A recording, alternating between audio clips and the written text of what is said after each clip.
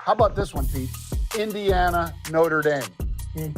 Awesome. I mean, and that's an all Indiana playoff, folks. And man, that's going to be a barn burner, I think, Pete. Mm-hmm. I know you probably think that Notre Dame's really going to mop them up, but I like No. Au contraire, my friend. I'll tell you what. John, Indiana actually had a great season. Now, the knock on them was, but they didn't play anybody. Well, that's BS. We know that. They played in the Big Ten. They had to go up against some pretty good competition. Forget the ratings. It's Big Ten football. So I think when you look at it, Indiana had an 11-1 season. They had a bunch of mistakes that they had made against Ohio State that put them in a hole, and they weren't able to get out of that hole. So, no, I think Indiana can give them a heck of a game. And what I wanted to look at for us, John, was I was so against the portal. I still don't know where I really stand on it. I'm like Dabo Sweeney. We talked about him down in Clemson. I look at the portal. What I do take away, and I can say that I was wrong, was it gave relevance for a lot of different teams. Indiana's one of them, but I just looked at the quarterback position, John. So Oregon, brand new quarterback, because anybody who remembers, the quarterback who was there decided to go into the pros, and he's playing for the Denver Broncos, doing a pretty damn good job. Dylan Gabriel transferred from Oklahoma. Notre Dame had Riley Leonard transferred from, I think it's Duke. Will Howard, Ohio State, he came out of Kansas. I mean, it goes through and through and through. Indiana, that quarterback came out from Ohio U, John, not Ohio State, Ohio University, and had an absolutely magical year. And then you got Sam Leavitt down at Arizona State. Everybody loves this kid, and he came from Michigan State. So the portal gave us that opportunity. All of those schools I just named have quarterbacks that played somewhere else last year and transferred this year to them. And I think we're going to see even more of that because I already looked, John, in the portal. Miller Moss, USC, he's looking for a new home. Jackson Arnold, Oklahoma, looking for a new home. Thomas Castellanos at Boston College, he's a really good quarterback. He's looking for a home. Shoot, the guy down in Miami is thinking about leaving too, John. He just came from Washington State, had a great year, but he's looking for a new home as well. So I had first to admit I was wrong about the portal, but I'm really impressed with what the portal has been able to do and give parity to some of the schools in the past that didn't usually get that kind of an opportunity.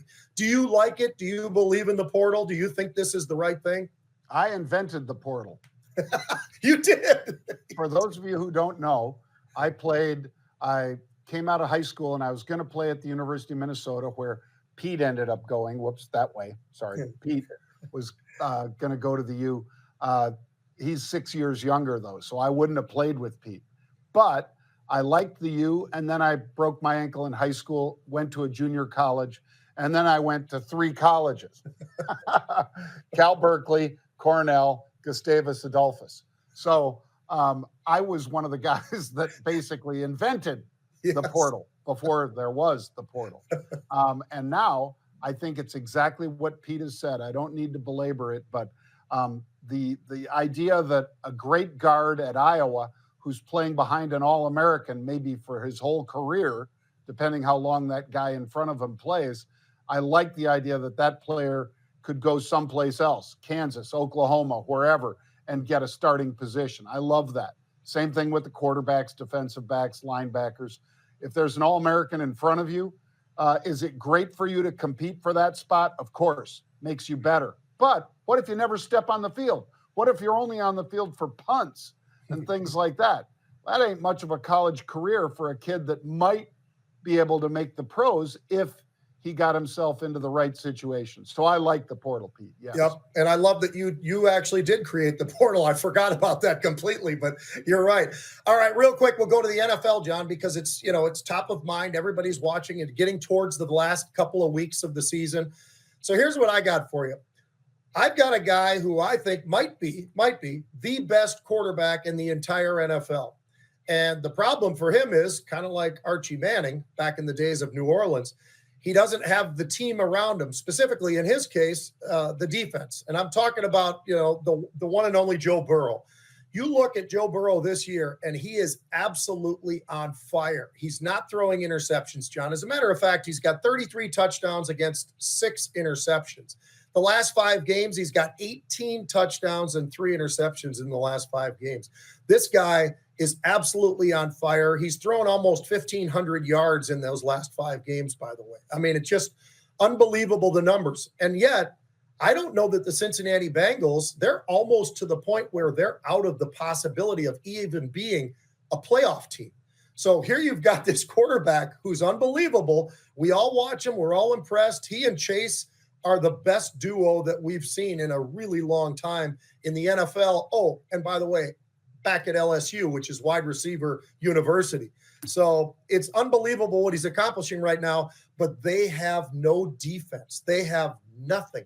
They're giving up 28 points a game. So basically what that tells me is unless Joe Burrow can put up, let's call it 5 touchdowns, they've got a problem. I mean, how awful is that?